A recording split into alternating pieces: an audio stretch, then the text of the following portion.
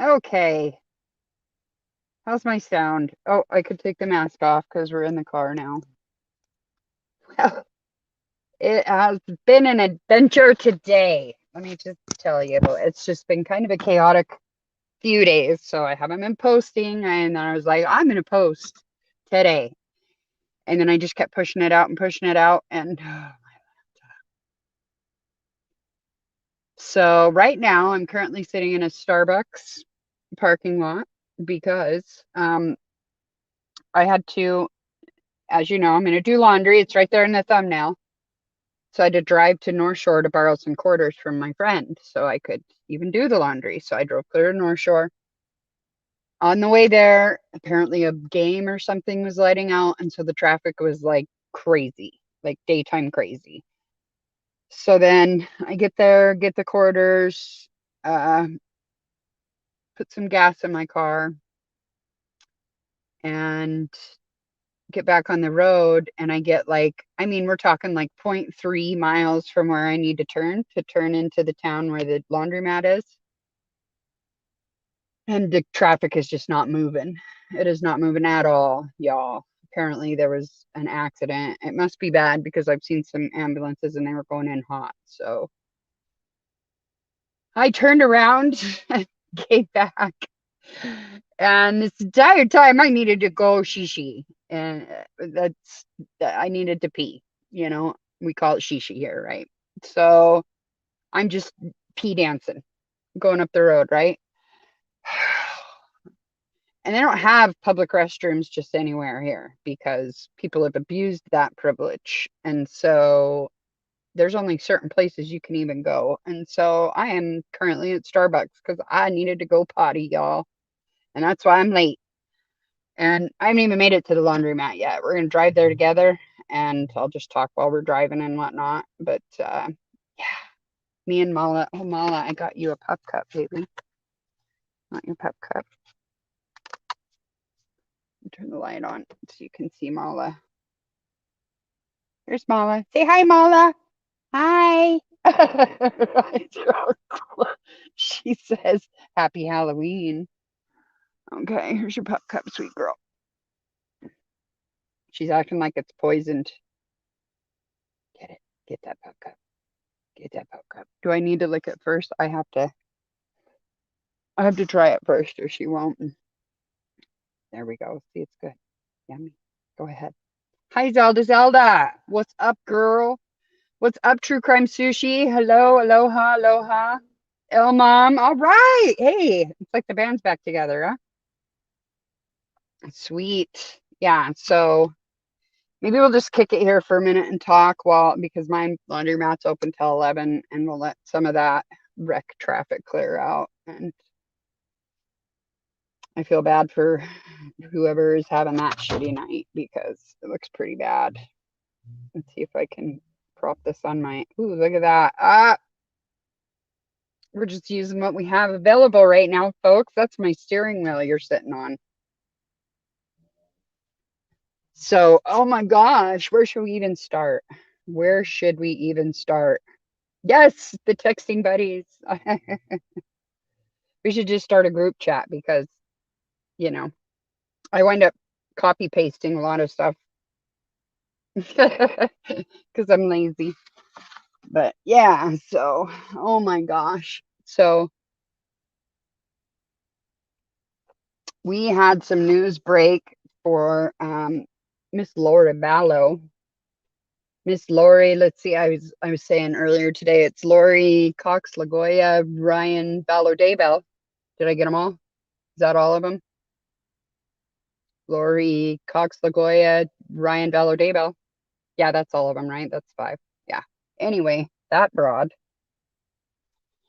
Our little friend that's too incompetent to stand trial, but is evidently competent enough to ask for a new attorney. So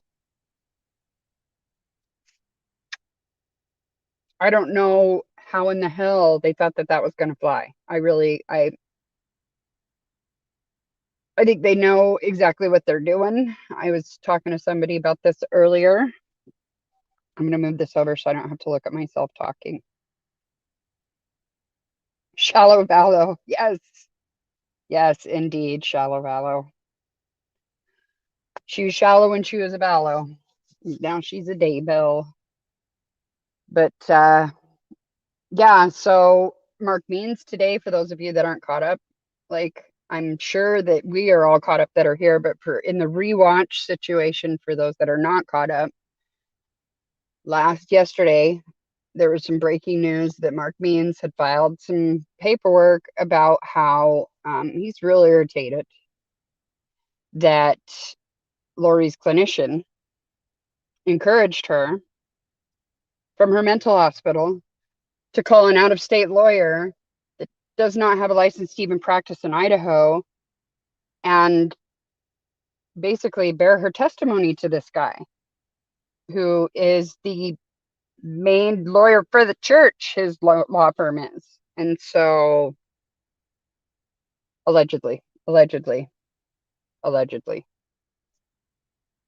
So that's a giant shit show. And yeah, with the zombie on top. I can understand Mark Means not wanting to be her ex-attorney though, because her ex-attorneys have a tendency to like stop living, shall we say, mysteriously. She's got 2 ex-attorneys that she owed money to, and they died. So I'm sure she had nothing to do with it though, right? I'm sure. Yeah. Let's see. Did I see TC, the community post on Curtin? No. My gosh, I want to go look at it right now, but that'll pop me out of this thing here. So Means' own filing, his words are going to be used against his own client in the prosecution. Yeah, I mean, yeah. Yeah, and he keeps talking about it being a Brady violation. And so I was like, all right, I need to know what a Brady violation is. So I went and I watched some lectures, some really dry, like whenever a lawyer is lecturing, he's like, I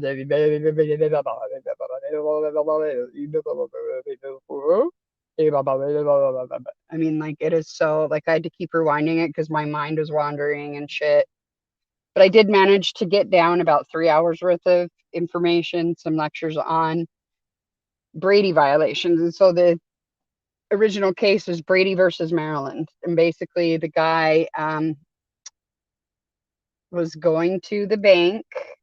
Well, no, okay. His wife got pregnant. Let me back up. His wife got pregnant. They weren't sure how they were going to pay for everything. And so he decided he would rob a bank, but he didn't have a car. He needed a car to rob a bank. And so his friend had a brand new 1978 Ford Fairlane. I don't know why that's a detail I remembered out of all of that, but those were nice cars, y'all. And I really love me some old muscle cars. And a Ford Fairlane, ooh, those were sweet.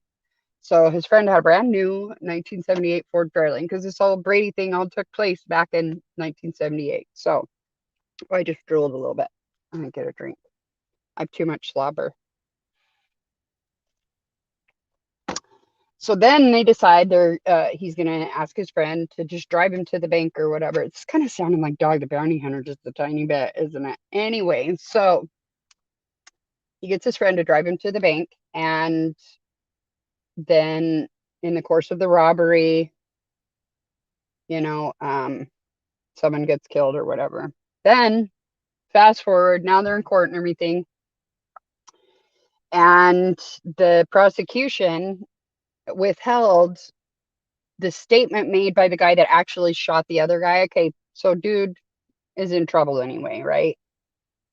But since his friend shot someone, okay, now we got murder. We've added murder to bank robbery or whatever. So his friend had actually admitted it, and the cops withheld that statement. And so that was exculpatory evidence that would have helped his client in trial, right? Like he wasn't the one that pulled the trigger.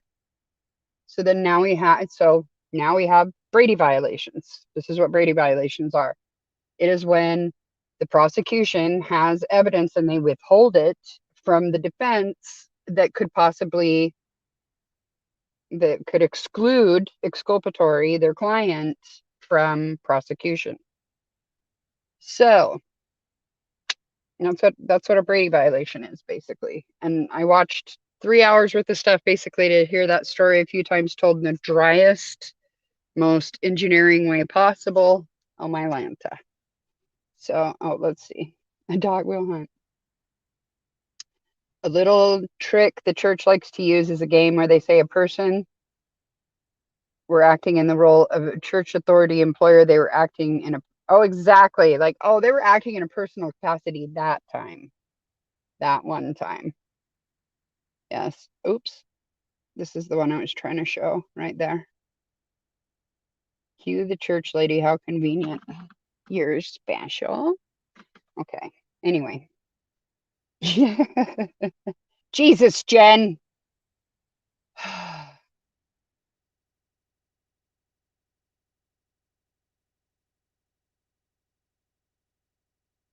I like Jesus, Jen. That's great. I like it. It's got a ring to it. It really does.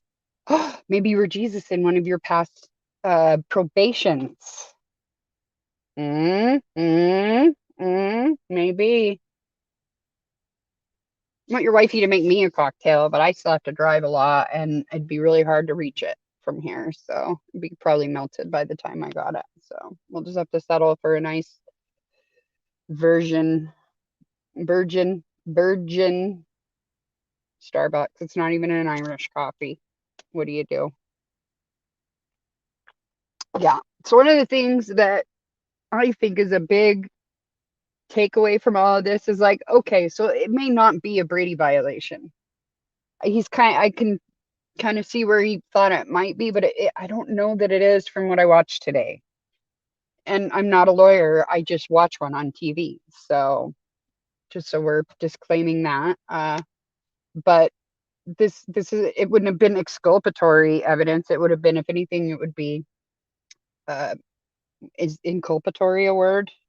It would definitely be like, it makes her look guilty as hell. I can tell you that much.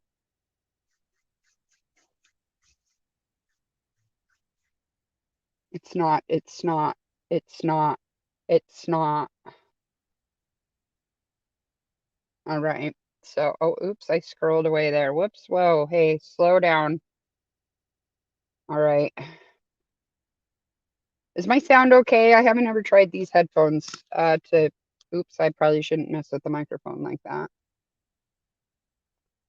Yeah, but what my opinion is, the big takeaway here is, what in the hell is the church doing? That is a seasoned attorney, this McConkey fella.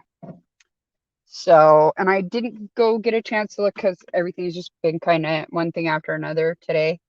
But I saw that someone had said during in the chat of TCS. I'm gonna say that all the time now, so you're gonna have to get used to that. That's the sashimi on that.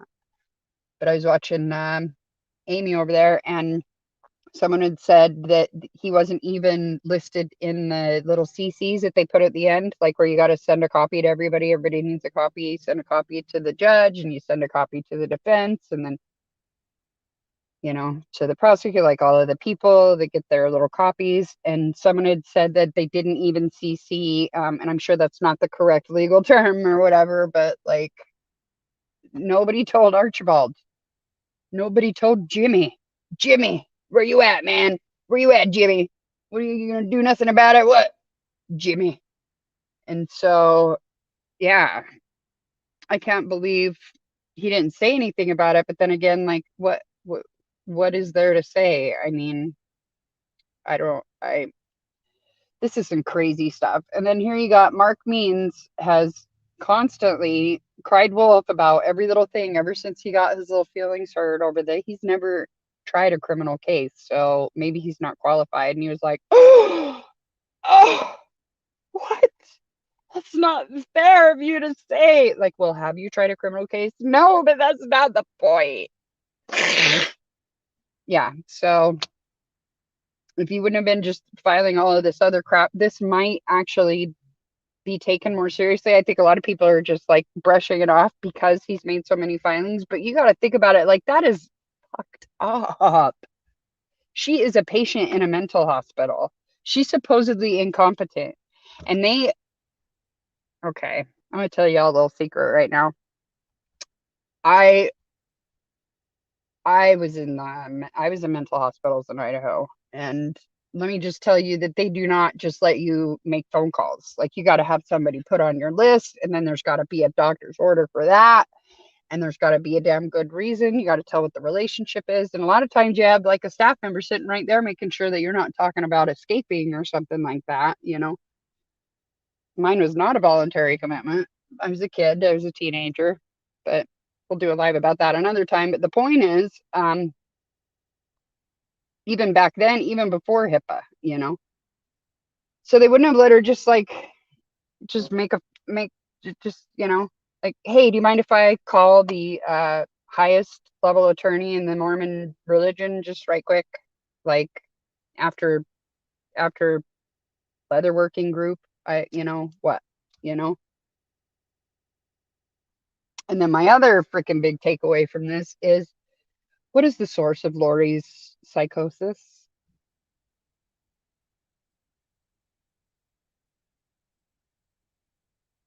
The Mormon religion. So, I mean, they're feeding into her psychosis. By allegedly, by making this one of her objectives. Like, when you're in a mental hospital, you have like a whole treatment plan, and then they break it down into individual objectives. And so her main objective is get competent for court. It's time to get competent for court. You need to get your butt in gear, get out there, talk to your attorney, fight your case. I mean, like, I'm almost positive, I don't have any insider information or anything like that, but I'm almost positive that the thing that's making her incompetent is this magical thinking that she's having with her. Like, because we know she talked about, like, I don't even need to eat anymore, and I don't even need to use the bathroom and whatnot. And I mean, come on. So, and then all of this has been seeded from the Mormon religion, even though it's all way outside of the doctrines and stuff where she's gone with it. It was seeded from the Mormon religion. So one would think that, gosh, maybe we need to take some steps back from the Mormon religion for this girl, because she really took it and went too far with it.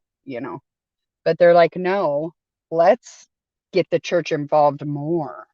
In fact, let's make an objective and one of her goals that she has to meet, and make that her homework. And then it even said in the filing, it talked about how the attorney had said something to the effect of that the church was her friend. The church is not her friend. The church is no one's friend except the church's friend. They're not my friend. They're not freaking anyone's friend. They're not. I thought I was shocked when I found out that Jason now is teaching seminary after everything that has happened. They have him teaching teenagers Mormon doctrine now on school property. Like, that's what seminary is. You go, like, you have your free hour or whatever, and you go and you learn about Mormon church. You just take a few steps off. Well, it's not on the school property. They're always off the school property because they have to be. But, Jason Mao is teaching seminary. And I was just absolutely shocked about that, because he has a job within the church. But then here comes this information. I'm just like, right when I think my mind can't be blown any further, there's more document dumps. There's more filings. So that means that Lori's sitting around, she is watching the court hearings. She's watching them with her clinician. And I'm here to tell you, I grew up in that area where Lori is right now. And like 1 out of 10 people is non-Mormon, the rest are Mormon. Like, you can't even really make a business thrive there without like having some Mormon ties. I mean, like, it is, Mormons run that town. I guarantee they're going to be trick-or-treating on Saturday, because we are not trying to have a Halloween, devil holiday on Sunday, because that just does not track. no. And so, yeah, only temple recommend holding Mormons need apply to be a seminary teacher. And he said that they reached out to him and asked him. He talked about it during his interview that I saw on Big E True Crime. What is it? Big E Crime, Big E, because he's been putting up the interviews and whatnot. So if I don't see it on difficult research, Big E is where I've seen most of the, because I can't afford to go buy all that shit for damn sure. So you bet your ass I'm gonna watch it on other people's channels at this point. But oh my God, there's so much to get through, and it's just so much crap. And then the more that I see on that stuff, the more I cannot believe that Zulema and Melanie Gibbs are walking around free right now, because they were right in the thick of it, right in the thick of it, in all of it. I mean, Zulema is the one that made like the conference calls happen for everyone to connect to each other so they could do casting parties, so that they could send bad vibes to people like Charles Vallow so he could wreck his car with JJ in it. But yeah, they didn't get a good signal that day, I guess. You know how the spiritual towers can be spotty. Coverage is weird sometimes. So apparently somebody wasn't trying hard enough, or their signal cut out or whatever. So Charles survived that time, but it's a mess. It's a giant mess. It really is. I do not envy the people that have had to go through all of this piece by piece by piece whatsoever. But I don't know if what they did was illegal, but I can tell you, I think it was fucked up. Either way, either way. Like trying to, like, I'm segueing like I'm very badly, but to bring it back into the filing that we're talking about right now, they also led her to believe apparently that she had um, attorney-client privilege. Now, why wouldn't she think she had an attorney-client privilege if she's talking to an attorney hoping to become his client? So, yeah, Celestial Dropbox. Yes, he changed his agency. Moroni doesn't have 5G, not yet. That's how the devil gets in. The devil. So they're still on some 4 LTE. Yeah, and they have run out of data. So they're probably even on the 2G. The 144 LTE. Okay, so I can't sit like that. Okay. All right. Terrestrial.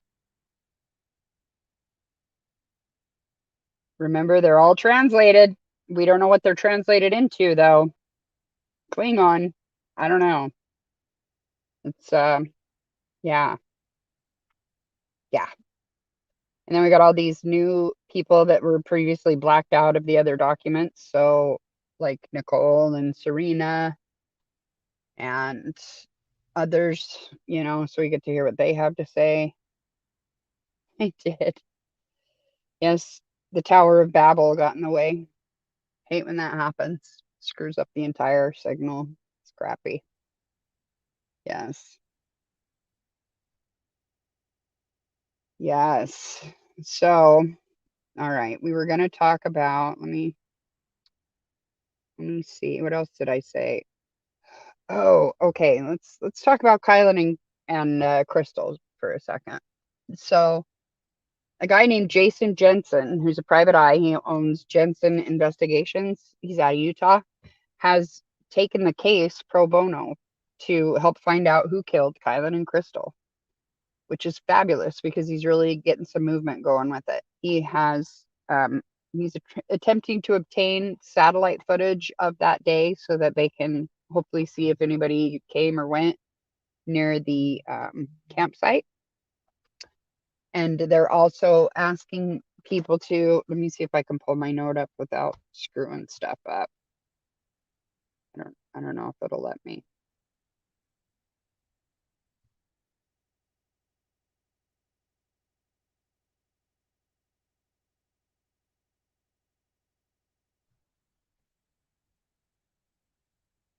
Yep, that's a nope. I can't pull my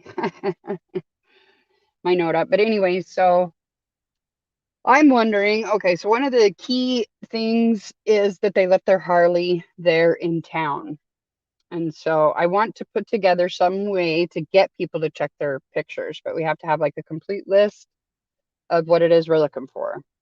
So I was thinking of like a picture contest that could be advertised in some of the publications, Facebook pages, Twitter, verse areas, whatever, of people that were in Moab from the, I think we were looking for the 11th through the 20th. I always get the dates wrong, but yeah. Anyway, so but they're trying to get people of August of 2021 because they were last seen on August 13th, so we want to go a couple days before, and then they were found on August 16th, so a few days after. So definitely probably the 10th through the 20th, probably, to see if anyone saw the Subaru, which I found a picture of the Subaru, a little silver Subaru. I did notice that in a lot of the pictures they had some tie-dyed like curtains sort of held up like this. Not a lot of the pictures, the two pictures that kind of show them in the Subaru. But they have like tie-dye. I love the tie-dye. Um, they had them like kind of some curtains. So maybe they would see like someone would remember the tie-dye curtains in the Subaru. Um, was it a Subaru? No, it was a Kia Sorento. I'm saying Subaru and I mean Kia. So they're a tie-dye curtain having Kia. And then I'm really curious what kind of Harley they drove. And that was one of the things that everyone knew something was wrong because the Harley was gone. And then we know they drove a 1987 Econoline van. So I'm curious what color was that van? Now we know it was mostly parked at McDonald's, but like anything that would jog someone's memory, maybe they were at McDonald's, maybe they were live streaming just like I'm live streaming at Starbucks right now. Like who knows? We don't know. But I'd like to put together some kind of contest to where people are motivated to go check their cameras and stuff, even if they don't follow true crime or the news, like maybe they haven't heard about it. Maybe this is a way to get it out there. This is my thoughts anyway, is to start this. I kind of feel like that it is kind of connected to, I mean, it's hard not to feel that way. And maybe it's just because I'm part of the community and I have experienced the hatred that can come towards you, and that's what you get kind of attitude that happens sometimes around our community members. It's hard not to see it that way. But yeah, it's hard not to think that it's not related to the fact that they're lesbians. Like why isn't this, I mean, here we are, we're hearing about this little girl in Australia and we still haven't cycled back around. We found Brian's bones and his tooth, apparently.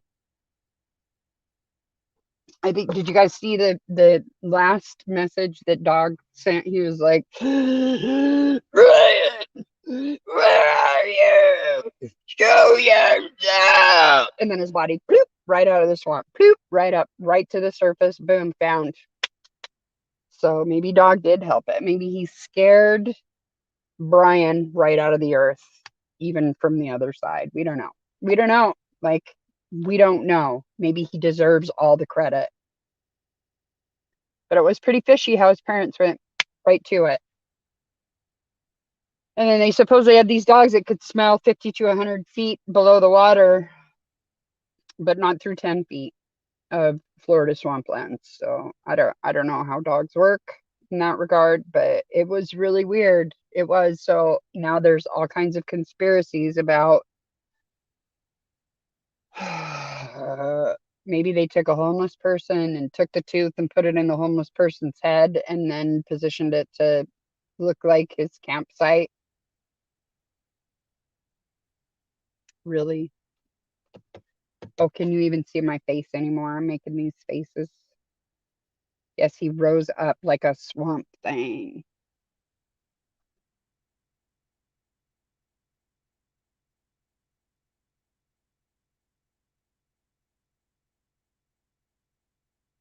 Yes, exactly, Flower Child. Exactly. Hi, Flower Child. I didn't say hi to you yet.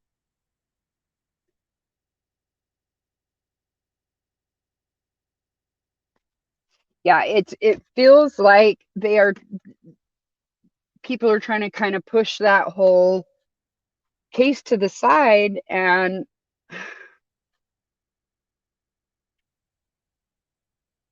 it breaks my heart. It really does. Like, I feel so bad for her dad. Like, literally most of the tips that they have now is because he went and sat at the table where he used to meet his daughters to go hang out with them. Um, that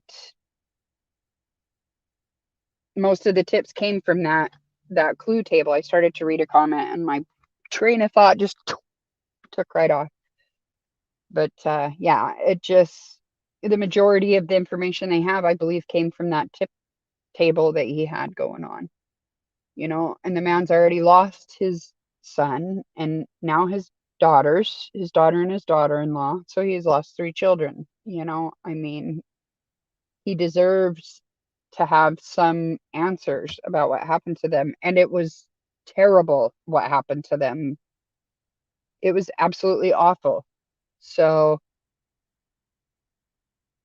if nothing else, we don't want a person like that out in the community, loose in the world, and they just were just really kind of flippant about like, oh well, we're pretty sure it's fine. It's fine. The meme of the guy that's sitting at the little dog, he's sitting at the table and the room's just burning around him and he's just like drinking his coffee like this is fine. This is fine. Everything is okay. It's all good. Yeah. It's not all good. It's not okay. Everything is not fine. That was terrible. That was angry. That was homophobic.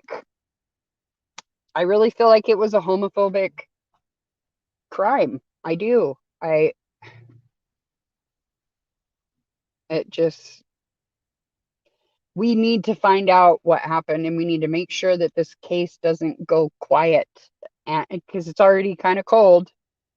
I mean, it's been August, September, October, you know, it's already been 2 months, going on 3 months, it's 2.5 months. So it's bad enough it's gone cold. We can't let it go quiet too.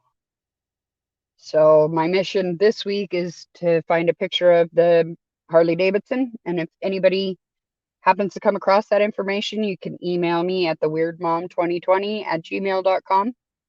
I'll even put that right here. Blah, blah. There we go. There's this link. Oh gosh, I'm not scrolling down. Brian hates it. Yeah, it's hard not to think it's Brian too. It's hard to rule him out when they haven't really given us any reason to. He was there. People got murdered. He's gone. Nobody's getting murdered. I don't know. And I feel like also him powering off his life force could be related to, like, I feel like he has had all this, he's got all this, like, oh, Gabby, hit me. And so, like, in the, when they were pulled over, he just so naturally, just without effort, blamed her for everything. And he's been blaming her for everything for a hot minute. Ooh, it's getting really warm in here. Are you too warm? I'm gonna roll the window down a little bit. I'm sweating, but I got the baby in here, so the baby puppy. All right, we're gonna just roll the windows down a tiny bit. You might get a little background noise, but we'll power through. It'll be all right. It's less noise than there would have been at the laundromat. Okay. If it was the one Cindy Sue saw in the tent when she found the girls, it was propped up against the wall. Okay, wait, I missed something. Oh, hi, Nash. Okay. I feel like it's getting more coverage, but maybe it's because I feel protective over covering it. I feel like it's just recently got a little more traction. There's actually, I was really hoping to be able to do this from my laptop because there are a couple of newscasts on it.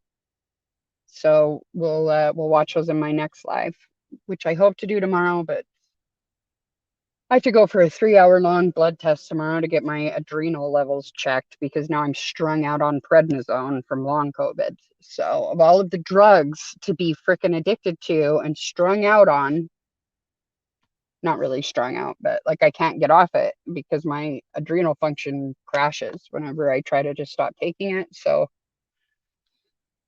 we're weaning me down and then we test my adrenal function and then we wean me down some more and test my adrenal function. Meanwhile, I'm just gaining weight like no other because prednisone makes you gain weight. And I've always been real thin, so it's screwing with my back. It's fun times. But anyway, enough about me. But yeah, I'm gonna try to do that tomorrow. I have to help somebody move some stuff. Hopefully it's not too heavy, and then do a dump run. And then, so it's probably going to be a late one again tomorrow night, which will be great because actually, what the heck? I might even be able to start even sooner. But let's see. Okay, let me read some comments now that my train of thought has fallen out of my brain again. Okay. Brian Enton is covering, oh, I put it there. Now I can't see it. Brian Enton is covering it on Thursday. I'm just getting here, but police found a cell phone on scene that will hopefully give in info if it's not cold yet. I remember them talking about the cell phone being found, but that they weren't able to access this stuff on it. So maybe they've been able to access the stuff on it now. So that would be great. Remember when Gabby and Brian got pulled over and Brian said he didn't have a phone, and then when they were getting ready to part ways, Gabby reminded him to take his phone, and then when they were saying, is there anything else that he needs to something, she was like, make sure you take your phone charger. You remember that? This guy that doesn't have a phone? And there's this whole, like, he doesn't have a phone. Like, it just seems like they pushed that narrative real hard. Brian didn't have a phone. Brian did have a phone. Brian said to the cop he had a phone. Well, he didn't. He told the cop he didn't have a phone, but then it came up. So he was proven as a liar right there, but that didn't set off their alarm bells. I wonder why that is. That's so weird. But anyway, yeah. Let's see. Yeah, Gabby must have been going through absolute hell on that entire trip. I know if it was Cindy Sue, if it was the one Cindy Sue found in the tent, I don't know. Okay.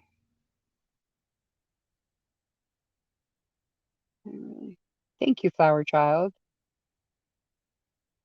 Thank you.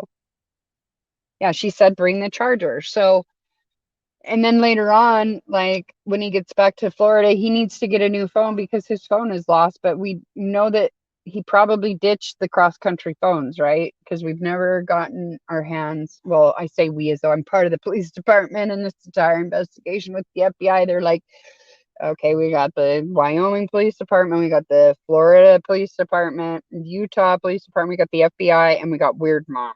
So I'm the thumb of this operation. But anyways, we have never got the cross country phones. I just leaked on my leg. Did you see that? I hope that didn't come out on the HD. Oh, I'm not in HD right now. Thank goodness. We don't need HD for this. Anyway, but yeah, why did he need to get another phone? What was that about? So that has just been kicking around the back of my head. Like, did Brian's phone wind up in that tent somehow? Wouldn't that be interesting? But yeah, propped up in the tent. I don't know. Maybe it's just an old broken one. Like I have some broken ones that I use kind of like tablets or whatever, you know. So let's see. Uh, to her GoFundMe. Who Cindy Sue's has a GoFundMe? Can you put the link in? Are you a mod? You're a mod, right? Can you put the link in chat for for GoFundMe, Mom. Cindy Sue definitely needs some. Okay, fair enough. Fair enough. It's got to be late there. It's only 8 o'clock here, so I'm still doing great. Okay, sweet. Yeah. I, I, is there a sanctioned? Okay, so there is someone doing a GoFundMe for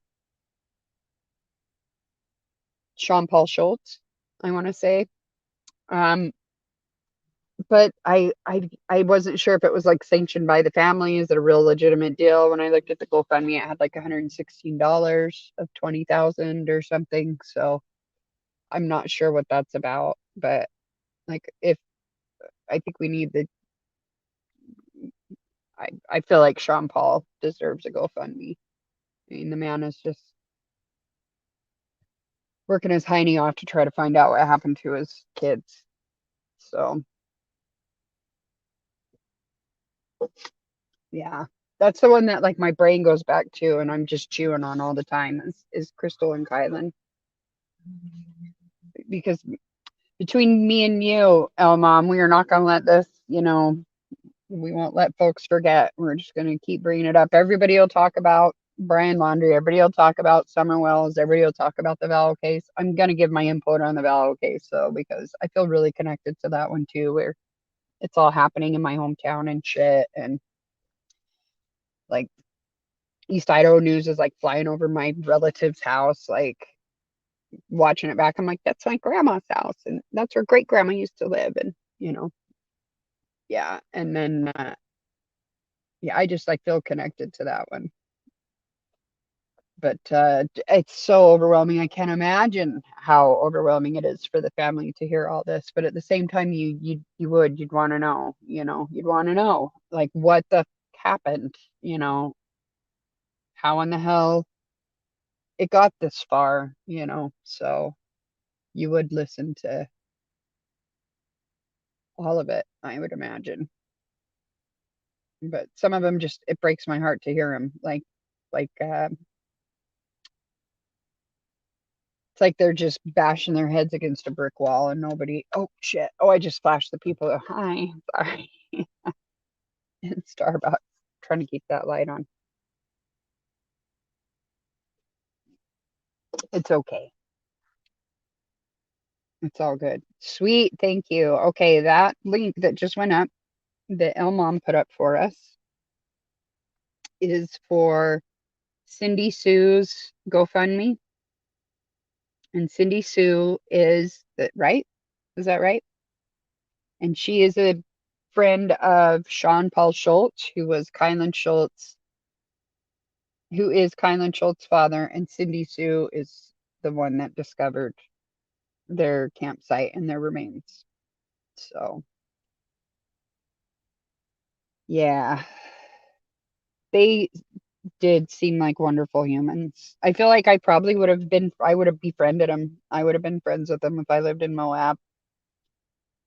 You know, I'm off grid life. Off grid life is just like a dancing twirl away from van life, So,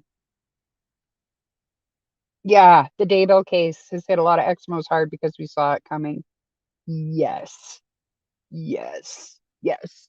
How long would it, I mean, because you had the Lafferty brothers, right? Is it the Lafferty? Yeah. They're practically serial killers too. Well, in my opinion, Lori is a blah, blah, blah, blah, blah. In my humble opinion, Lori and Chad and Alex are serial killers. I mean, oh, look at that. There's even more light. It's all like super light, super light, not LED light, but yeah, the President Menson era. I think we're close to the same age, Albom. I'm 47. I'm not even ashamed to admit it because I earned every single one of them in years and I'm proud of them.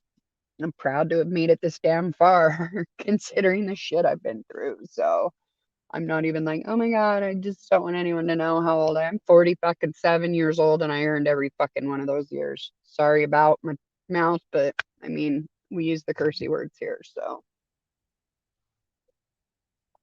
We use swears. We do. It happens.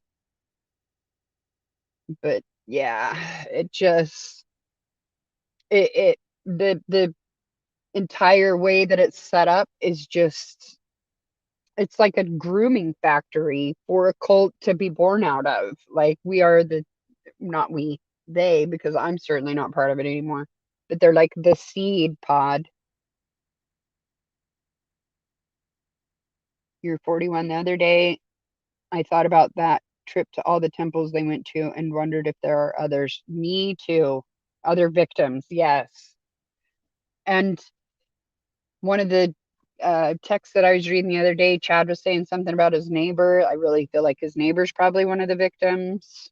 How dark is it when that light goes off? Because it's going to keep doing that. Oh, it's not bad. It's not so bad. You can still see me. All right.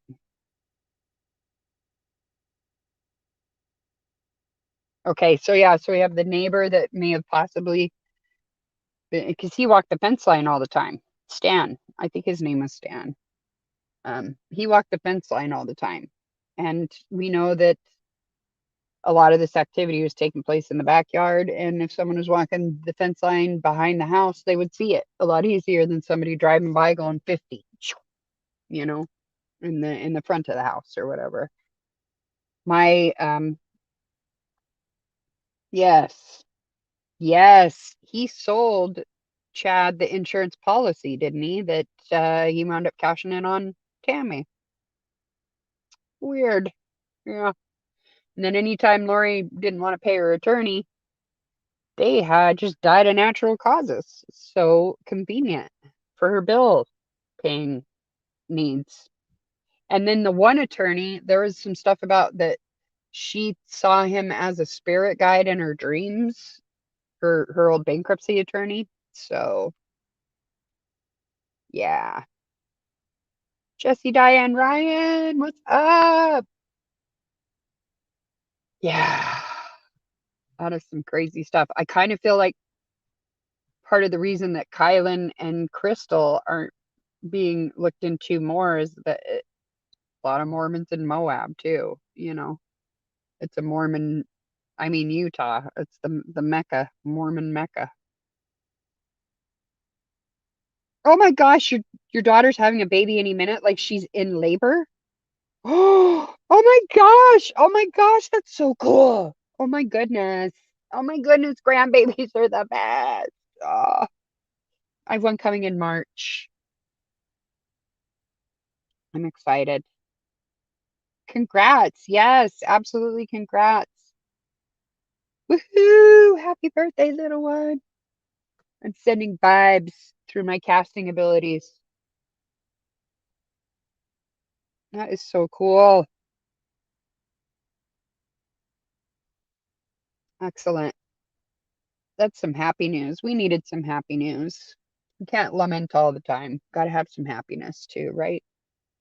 That's beautiful. That is beautiful. The circle of life.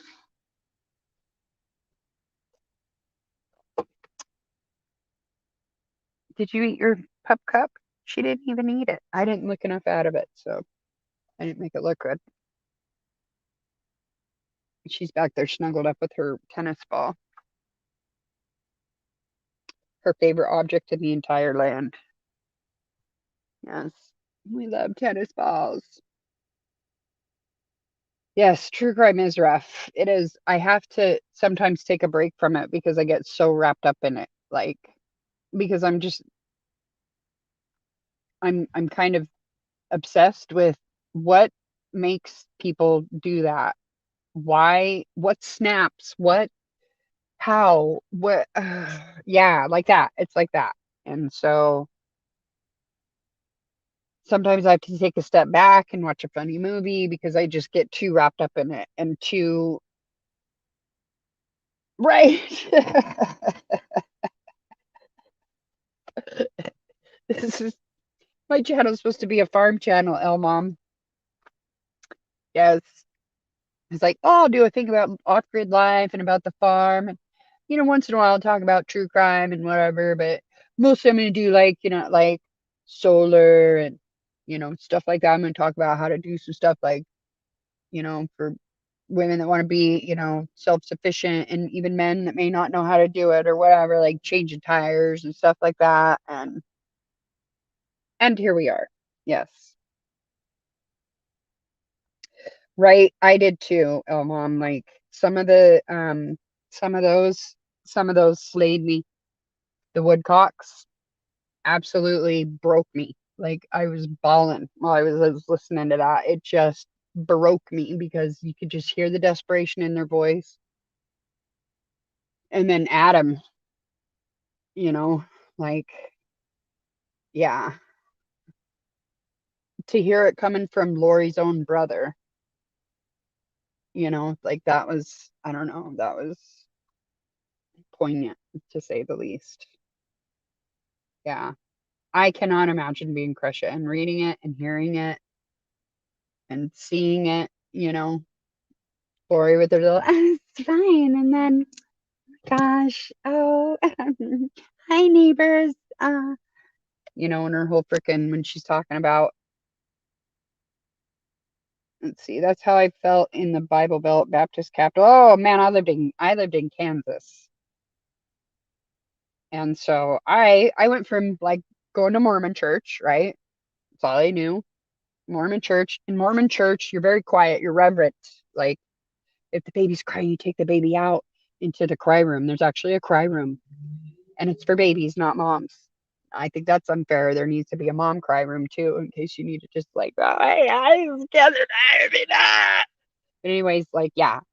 So yeah, everything's just very quiet and it's just very reserved. And then I went to a Baptist church in the Bible Belt in Kansas, and people were like, hallelujah, praise Jesus, praise the Lord. And I was just like, whoa, whoa. I was shook. I mean, I did not know what to do. I was just like, you're being real loud. This is church. Like in Mormon church, it's library quiet in the in sacrament meeting, which is which was the main worship meeting or whatever. But then I go to a Baptist church and I'm like, what? There's drums. They have drums. There's what are the? Is that an electric guitar in church? Aren't you afraid the devil is gonna come through in the music? Like, you know. And then you got all this. Our God is an awesome God. And it's like they're catchy little tunes, you know, and it's fun. Baptist church is fun, and then they eat after. Like you go in the morning, boom, you have some brunch, and then in the evening, say you go, because I would go to a Baptist church in the morning and then a Methodist church in the afternoon, because I lived in Maxville, Kansas, which is teensy tiny. There is nothing to do there. They closed the store. It's a store, post office, service station. That thing that closes at 6 p.m. And if you didn't get anything by Friday night at 6 p.m., you're screwed until Monday. Like that's where I learned that you can freeze milk, because we had to. I had to like like go to town and get supplies. And then, yeah, your church was mad. Sorry. Oh my gosh, I was probably really loud.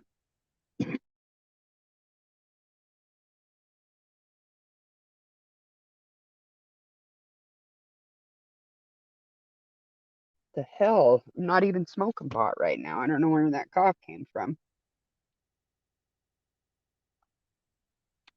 All right. Let's see. Yes. And living it. Exactly. Like that's surreal. Like, is this even really happening? And then like crying yourself to sleep, and then you wake up in the morning and you have that golden moment, and then you remember a couple of seconds later that it all happened and it all comes crashing down again. Like, then it just kept hitting and hitting and hitting and hitting, and just they're truly heroes for not drowning in it. in the grief. I mean, can you imagine? First, her brother, and then her beloved grandson, you know, Kay Woodcock, because Charles is her brother. And yeah, yeah, I just, I mean, watching like the videos of Crusha with JJ. Yeah, just extremely frustrating. And he was so generous, so flippin' generous. I was watching Zav Girls live earlier, just before this, and she was going over a document and they were talking about how um, Charles paid for everyone's phones and bought them cars and all of that stuff. And I guess when stuff had happened, he turned off the phones, which he had every right to do because he's paying the damn bills. But then the kind of guy that he was is he decided he wasn't going to file for divorce. He was going to let Lori file for divorce if that's what she wanted. He turned all the phones back on to all these people that were literally plotting against him. He was paying for the phones they were plotting all this shit on. So that kind of stuff just ooh gets me so mad. So flippin' mad.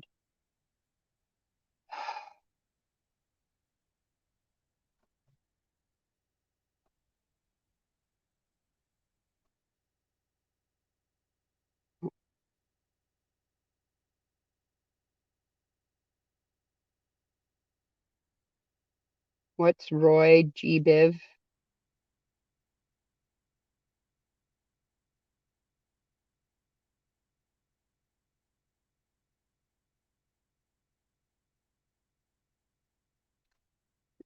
I don't know. I missed it. Let me see here. Oh,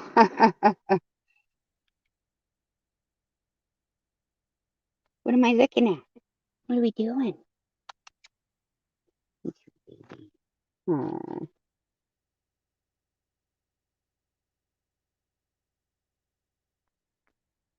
When Pluto was a planet. And we've cycled back around. Isn't Pluto a planet again now?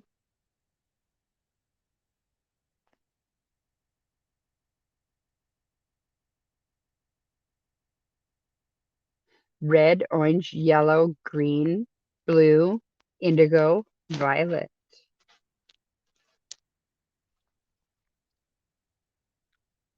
Yeah, he did. He treated the Cox family like gold. Summer did slip right under the radar with her little, what do they call her? Shish, shish. Like she's your sister. Oh, that's so sweet. Yes. Hey, what are you doing? You can't. We're on camera. What are you trying to do there, girl? She's trying to snuggle in. He was paying for the condo in which Lori's room had a literal interior decorator, and Tylee had some painted stripes and mattress. Yeah, exactly. I bet she was. I bet she was. And the doors, I can see her doing that shit, taking doors away. You don't appreciate what I've done for you. You don't deserve privacy. You don't deserve a bed. You don't deserve anything. Yeah. She talked about one time, I've taken a phone away from a 16-year-old. So I know, I know. And that's how Charles was acting. But then Charles's friends and family and anybody that was sticking up for him is like, he would have just walked away and got a new phone. So just her entire way that she describes Charles is completely off, in my opinion. She just lies so easily, just so easily. Everything. She had to have constantly manipulated Tylee. One of the hardest things in watching the document dump was realizing, maybe I shouldn't even say that. I came to realizations that just hurt, you know, it hurt because she ultimately didn't deserve what she got at all, no matter what. But She was just manipulated into doing some crazy stuff.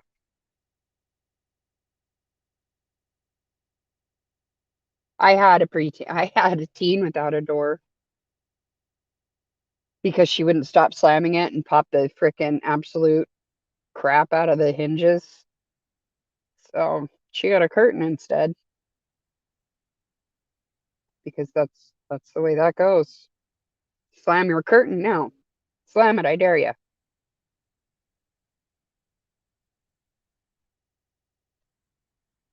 Yep. She didn't ever want Tylee to be close to anyone except her, also, from what it looks like. And she probably sabotaged all that stuff. I can see her being like telling Tylee that people said stuff behind her back that they never said, just to keep Tylee not trusting other people, so that they would only trust Lori. That's just complete uh speculation on my part. I've not read that anywhere, I've not heard that anywhere, but it just seems like the kind of dynamic that would happen.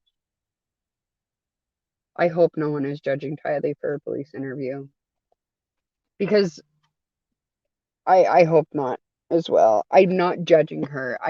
It made me realize things about her and what Lori was turning her into.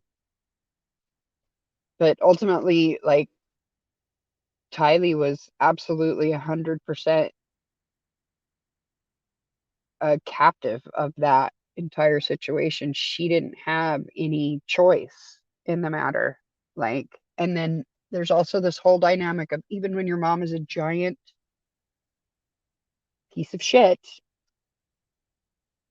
you still crave, like, that mother daughter, like, you want it. You want that closeness. You want that unconditional love. Even if you know you're never going to get it, you think that there's some way that, this is just me speaking from my own experiences,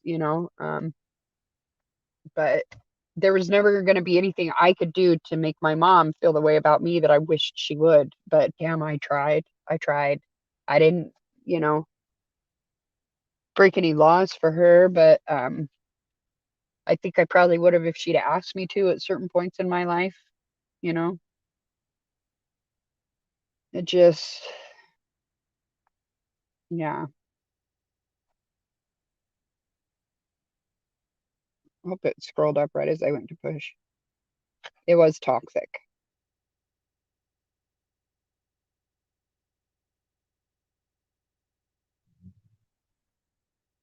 Oh, I'm sorry.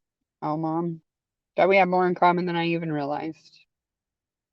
That's why I identify with Tylee as well. And that's exactly it, Amy. Like, I literally just recently, like in the last couple of years, I got a really good therapist that I've been seeing for, I think, almost 2 years now. But it was in 2020 when I had to have, like, this, like, I needed to forgive my mom so I could get past it and grieve the loss of something I never had to begin with, which was this relationship with her that was like a standard, non-abusive, non-toxic relationship. Because when you're dealing with the toxic personality like Lori, and then that's the crappy thing too, is that she had put out this persona of being just such a great mom. Everybody that described her, she's such a good mom. I don't know what happened. She's just such a great mom. People would describe my mom like that because they had no idea what was going on behind closed doors. It was like perfection up here, and then just a bunch of bullshit that happened behind closed doors. Like, my mom would be like, "You stupid little hi, hello, yes, uh-huh, uh-huh, okay, sounds good, all right, bye-bye. And then you need to get in there because you're a piece of shit." Like, she was like, she could just turn it on and off like that, just so fast. It was uncanny, uncanny. And that's what I picture Lori being like. I really do. But like, for me, when my mom was kind, she was like, it was great. I loved that. but it was always like there was always a price for that. Like, I don't know, I just cannot imagine. I cannot imagine.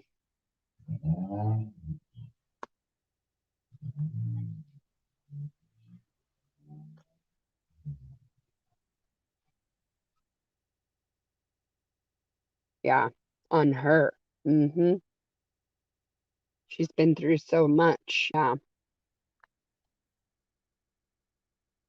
Quid pro quo. That is exactly it. Yeah. Jekyll and Hyde. Yep. Yep.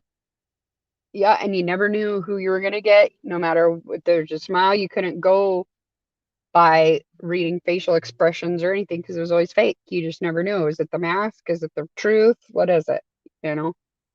And my mom had this way of like, she was really mad that my dad had the audacity to leave her. So she took that shit out on me and she vowed that I would never have a relationship with him.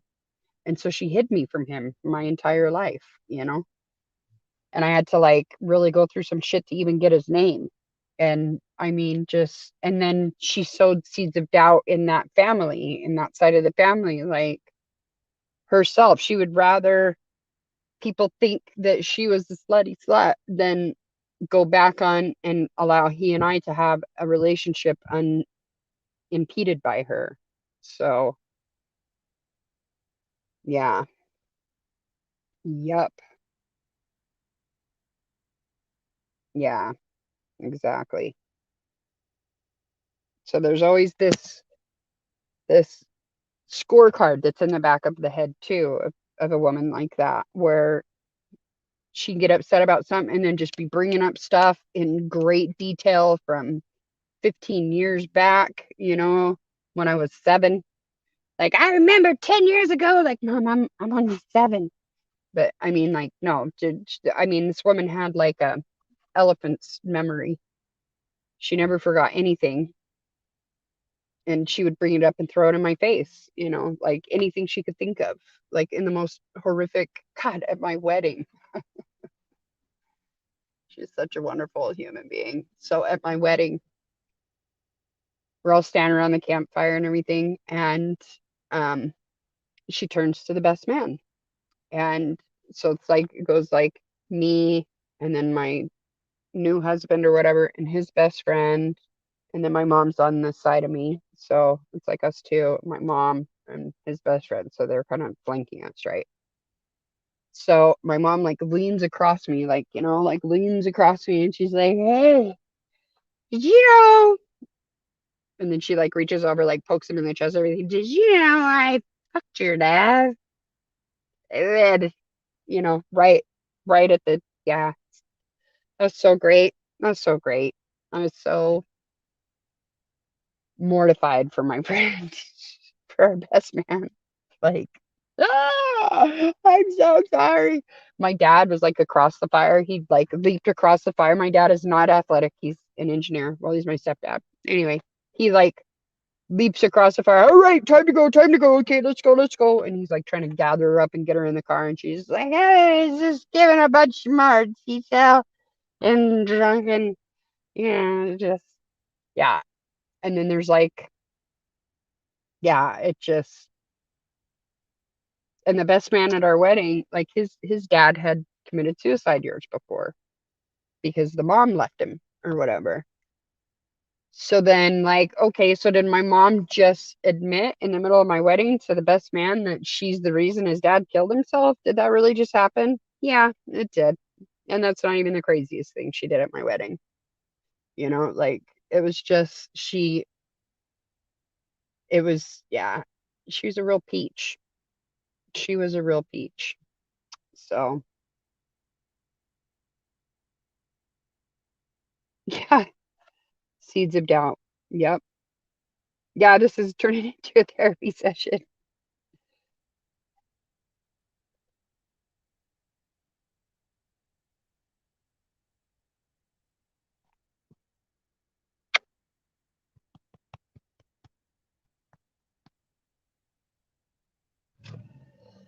Yeah. But I'm looking at like the shit that Lori Vallow put her family through, you know, just I feel like I can feel some real true empathy of am I in your way? Am I bothering you? Am I yeah, should we put that window down some more so you can poke your head out? I gotta put the keys back in. Sorry about the ding ding. Give me just a second here.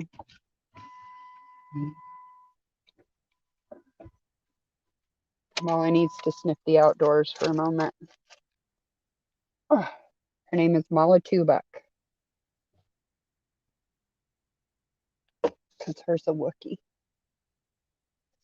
But yeah, I can see like almost like that defeated shit that, like he just, I don't know. I just like feel so bad for Lori's, everybody in her orbit, because when somebody's like that, you got like the Flying Monkeys, the Summers Shiflets of the group, the Alex Coxes of the group, and now we know about this Nicole and Serena and Melanie Gibb and Melanie Pulowski and Zulema, and like she just pulled all those people in and they just orbited around her like she was some kind of freaking goddess. But she's not. She's the devil. But somebody like that, they've got a lot of charisma, and so they're able to pull people in. So you also don't want to poke the bear and then have that demonic freaking anger turn on you either. And so that's how she got people to go along with what she was doing. And then you have people like Zulema that really were just like, oh my God, you know what? I think my casting hand is like the demons are attacking it. So, like, I honest to God think she got her freaking shield and her spiritual weapons off of wish.com, because man, Chad sure did need to go in there and fix them a lot. You know what I'm saying? Yeah, what was with Mel G touching Tylee's hair and thinking it was weird? Tylee didn't like it. Keep your hands off me. Put your hands on my hair.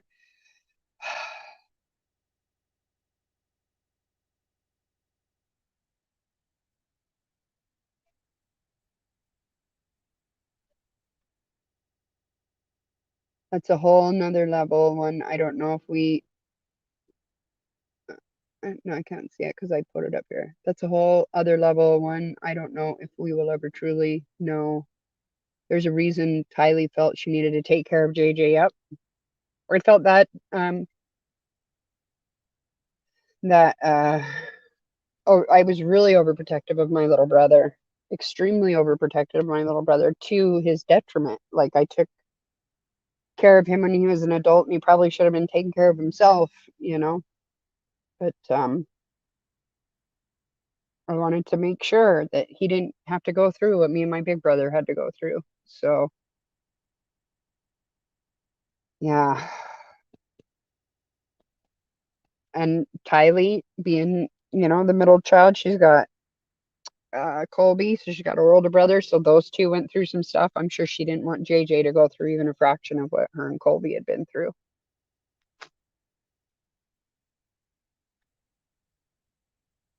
Her whole he wouldn't understand, as if dad disappearing would be easy to understand. Like, yeah, that was some bullshit. That was some bullshit.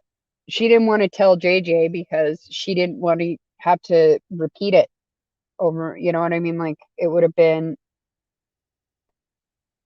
like she would have had to continue, like he would have asked about that, like, are you sure? I don't want him to be dead, when will he be back? Like, I think that it was just pure laziness on her part. It wasn't her protecting JJ in any way. She just didn't want to deal with what she knew it would be like. And she probably, when she did tell him, she probably told him, like, well, you know what? Your dad's dead. You know what I mean? Like, I can see her doing that, to throwing it at him like a dagger, not gently giving him the information. Do you know what I mean? Like, she just, allegedly, my opinion. Did I hear I did. I saw a little bit of the transcript, and then I heard it today on Big E's channel. Yeah. Yeah, I just saw that or heard it this morning. But oh my God, how creepy. Hi, Missy Bancroft. Yes, so creepy. So creepy. Ugh, ugh. acting out sex acts in front of their parents even. And then everybody being like, oh my God, you're such a prude. What's wrong with that? Like, it's just normalized with everyone. It was so gross, Missy Bancroft. You're absolutely right. Ugh, I cannot imagine. I don't really even hug my brothers, you know what I mean? Unless there's some like big major shit, like somebody has died or we haven't seen each other for a long time. Like there's just not a lot of, and my family's fairly huggy. I would say that we're average huggy, not overly, but not like no one ever hugs each other or shows any physical affection whatsoever. Like it's not like that. But I did have a grandpa that kissed everybody right on the mouth, and it made me uncomfortable as hell. But he was like never, he would never, you know what I mean? Like he was not a creep in any way, but that he's just from New York, and he's like that's what he did. Like he just gave you a quick peck on the mouth. But that's what I try and hurry and like but like nope. That explains to me why my stepdad, I just got that. Holy shit. My stepdad was like, where I would be like, give dad a kiss, good night. And he like this. He just aim his cheek at you, like very pointedly, aim his cheek at you. That's why. Because his dad was like that. Hey, come here. Hey, I don't know who you're talking to over there. You don't be making friends with strangers now. Stranger danger. I'm just gonna roll that up before somebody comes and I have to pet my dog that I don't want to talk to right now. I don't know. It's late. Everybody looks non-creepy, but you just never know. Dark parking lot. I don't know. Anyway, here, come here. Put you right over here. She's very snuggly. He is. That's an Italian thing. Yes. Yes. That's Italian. Yes. It's so weird. It is weird. But what do you do? What do you do? You know?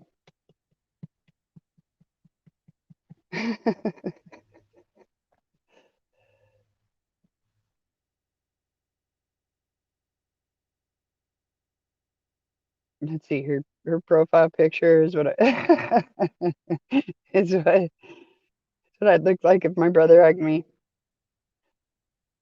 'Cause we do the pat pat, like the bro hug. That's how I hug my brothers, like literally the bro hug, like the one arm around, pat pat, you're done, not this. Oh, I love you so much. I would never dream of like wrapping my legs around my brother's waist. It would be so awkward. Like I remember my brother one time had to come pick me up because I was drunk. I was really drunk. It was a bachelorette party. It was not my bachelorette party. It was a friend of mine's. And I was so drunk I couldn't see straight. I couldn't tell it was him. And he was like trying to put his arm around me to help me get to the car because I couldn't walk. And it was the most awkward thing ever. I cannot even imagine it being like if, yeah, 3 feet bubble zone. Like respect the bubble, respect the bubble. Yes. I don't really like to be touched as a general rule. It makes me really uncomfortable. And then now that there's a pandemic, it's like, no, just no, no, no. I don't even want to elbow. No, no, no. I'm not about it. I am not about it. I don't like it. I really hate it when people touch my hair because I just hate that really, really bad. When people touch my hair, I don't like it. Unless I'm like, oh, feel my hair. Like, just leave it alone. Don't touch it. But you wouldn't believe how many people just come up and just touch it. Like it's their hair. And then when I was pregnant, it was a nightmare because I don't like being touched, period. And when you're pregnant, like all of a sudden, people think your body belongs to the world. Like it's, shared property. Like, anyway, oh my God, Alan put my ear right by your crotch. Like, no, no, please don't. Yes, yes, yes, Mom. Oh my God. That was just like, leave me all the way alone, please. You can admire my belly from over there. And then I was like really huge with my firstborn, like extremely huge because, okay, so I had a lot of trouble getting pregnant. Well, no, I didn't have trouble getting pregnant. I had trouble carrying a pregnancy. So at that time we tried this new, um, I don't know why I air quoted that because it was new at the time. A new experimental thing where I took progesterone to strengthen my placenta. Now it's kind of used more now, but then it was like nobody did that, so we didn't know what we were doing. So, well, the doctor did, but me and the pharmacist didn't, and so he had never really heard of that. I had never really heard of it, but like I started taking the progesterone. Like, all right, well, I guess I was only supposed to do that for the first trimester, but nobody told me to stop, you know. And so I would just go into the pharmacist and get my prescriptions, and then he would. I was on all kinds of crap when I was pregnant with her because I had kidney problems and all kinds of shit, you know. Anyway, I had that severe vomiting. Like I could not keep, I lost weight with her. It was crazy. At first I lost weight to the point where they didn't even count my weight gain. You know, like they were like, nope, you need to gain, you know. Anyway, but it's a whole ass other thing. But anyway, so I would go to the pharmacist and then he would call and the nurse would be like, well, yeah, okay, go ahead and refill it because she didn't really, it was kind of a new thing, right? Well, it was a brand new thing. So long story short, I go in for my last appointment before I'm going to have her. And that's when they were like, okay, I got preeclampsia and whatever, so I'm gonna have to go in and have her, like basically right away type shit. And so she was gonna be early, and I was concerned because I was like, is that gonna be long enough for the progesterone or whatever? And my doctor was like, what do you mean? And I was like, well, do I take that in the morning because I'm supposed to go back the next morning to have the baby and whatnot? He's like, you're still on that? And I was like, I am. I didn't know I wasn't supposed to be on that. And so my daughter was smaller than her placenta. He was like holding it up, taking pictures with it. Like, look at this thing. It's so huge. It was enormous. It was enormous. My daughter was 8 pounds, 15 and a half ounces. My placenta was 9 pounds, 2 ounces. So I basically carried two 9 pound twins, basically. So I couldn't even put my hands, like when I put them down around my belly, they wouldn't quite reach. I couldn't like under my belly, like when you put your hands under your belly, you know how you do? Yeah. Oh, it was the pregnancy from hell. And all these people are like, I just love being pregnant and the feeling of the baby growing inside my body. Like it was just such a roller coaster. I love my daughter. I'm so glad that I got to have her.